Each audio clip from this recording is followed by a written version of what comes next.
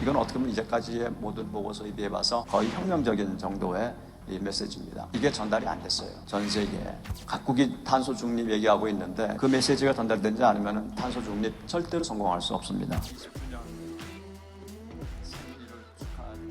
첫 번째는 모든 IPCC 보고서가 나올 때마다 많은 사람들이 뭘 기대하냐면은 우선 첫째 경고 등이 뭐냐. 근데 이제 이 워닝의 그 키 핵심은 속도하고 스케일입니다. 그러니까 기후 행동의 속도하고 그 다음에 기후 변화의 속도의 경쟁이죠. 어느 게 더 이길 수 있느냐. 이미 지금 이제 속도 경쟁에서 기후 행동이라는 거는 이미 패배한 그런 상태에다 따라잡기 위해서 어떻게 해야 되겠느냐. 힘들다, 너무 힘들다. 이제 그런 그 결론들이 모아지고 있죠. 기후 행동이라는 게 이게 뭐를 의미하는 것인지 우리 다 알고 있어요. 새로운 거 하나도 없습니다.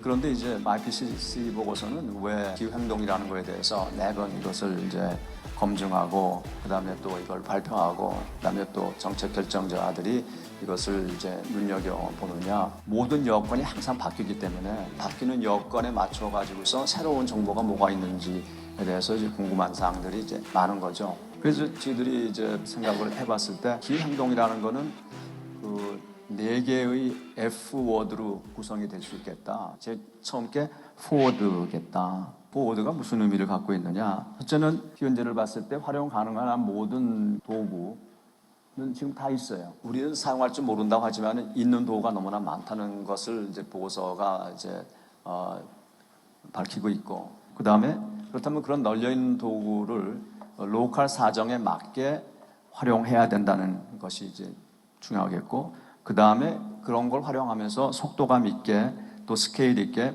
앞으로 나아가야 되겠다라는 걸로 이게 요약이 될 수 있겠습니다. 그러면 기후행동의 첫 번째 포워드는 지금 있는 기술, 지금 있는 여러 가지 노하우를 최대로 활용하면서 빨리 스케일 있게 하는 방법이 무엇이냐라는 게 되겠다는 것이었습니다. 두 번째, 뭐든지 앞으로 나가거나 뒤로 가거나 특히 앞으로 나가거나 할 때는 발생하는 것이 불평등의 문제가 생기죠. 그래서 두 번째 F가 fairness다.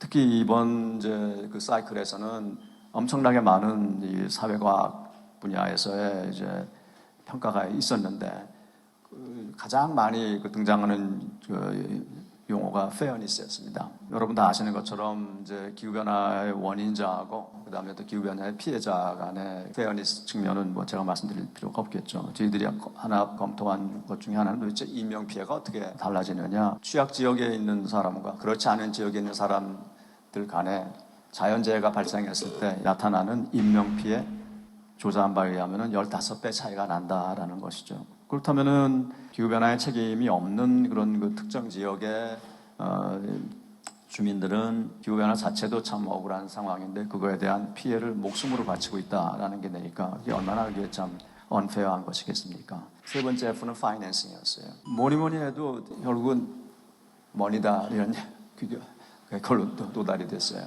얼마나 필요하냐? 3배에서 6배 정도 필요한 것으로 이제 나타나고 있어요. 재밌는 것은 글로벌리 돈이 모자라 가지고서 지금 이 기후 쪽에 파이낸싱이 가지 않는다라는 사실이었어요.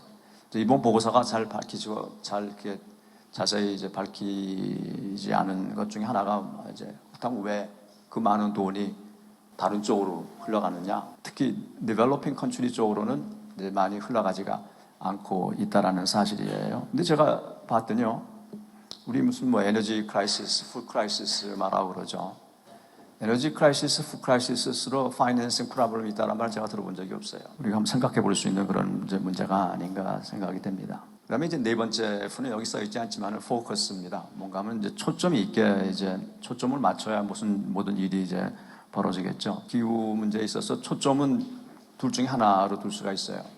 기후 대응에 초점을 두거나 두 번째는 경제사회 발전에 초점을 두고서 기후를 보거나 둘 중에 하나입니다. 그런데 저희들이 내린 결론은 뭔가 하면은 그 초점을 경제사회 발전에 맞춰서 봤을 때 효과가 더 크다라는 그런 사실이었어요. 다시 말해서 경제 발전에 있어서 기후라는 것이 변수가 되지 않도록 하는 조치, 그게 바로 기후 행동이다라는 결론이었습니다. 이건 어떻게 보면 이제까지의 모든 보고서에 비해 봐서 거의 혁명적인 정도의 이 메시지입니다. 이게 전달이 안 됐어요.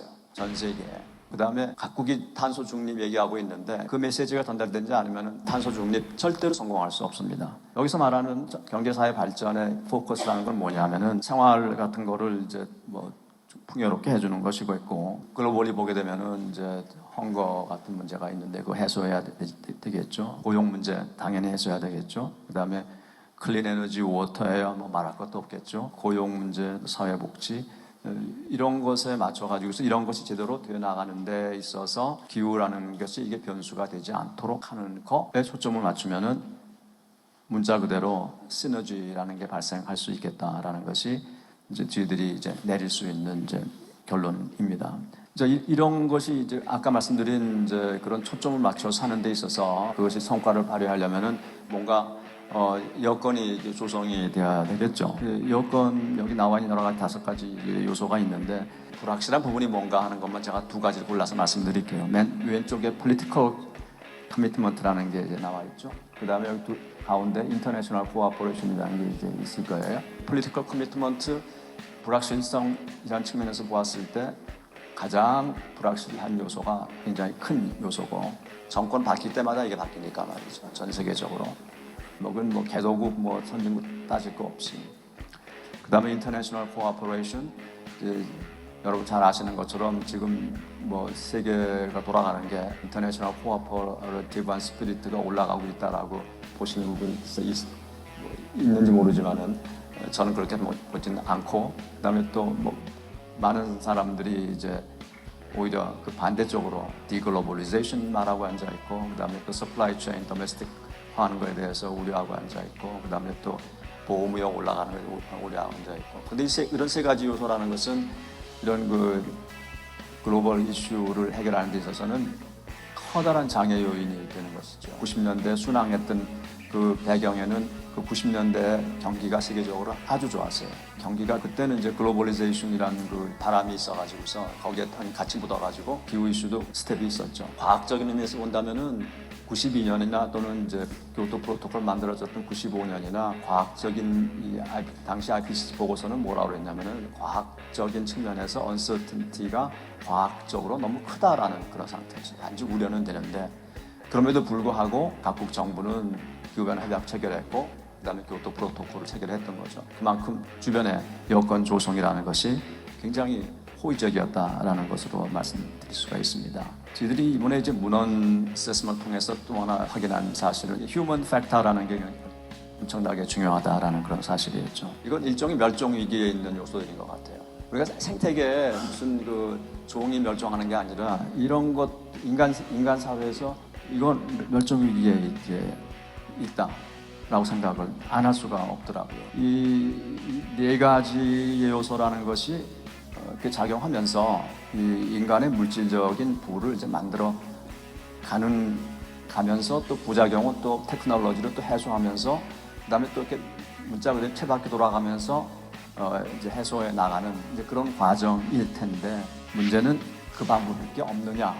만약에 이 Trust, Collaboration, Recognition, Sharing, Benefit Burden이라는 것이 어떤 그룹 간에 있다고 하면은 그 그룹은 상당히 강력한 그룹이 될 수 있겠구나라는 생각을 하게 됐어요. 저희들이 이제 가장 키 메시지를 내세운 게 뭔가 하면은 지금 우리가 하는 선택이라는 게 앞으로 정말 100년, 1000년을 이제 영향을 준다. 이제 과연 확신을 가지고 말할 수 있는 게 뭐가 있는지 별로 없다라는 생각이 들었습니다. 포인트는 열린 마음을 가지고서 모든 가능성을 받아들일 수 있다라는 자세를 갖는 게 저는 키라고 생각 안 할 수가 없었습니다. 이만 마치겠습니다. 좋은 시간 가지고 말하겠습니다.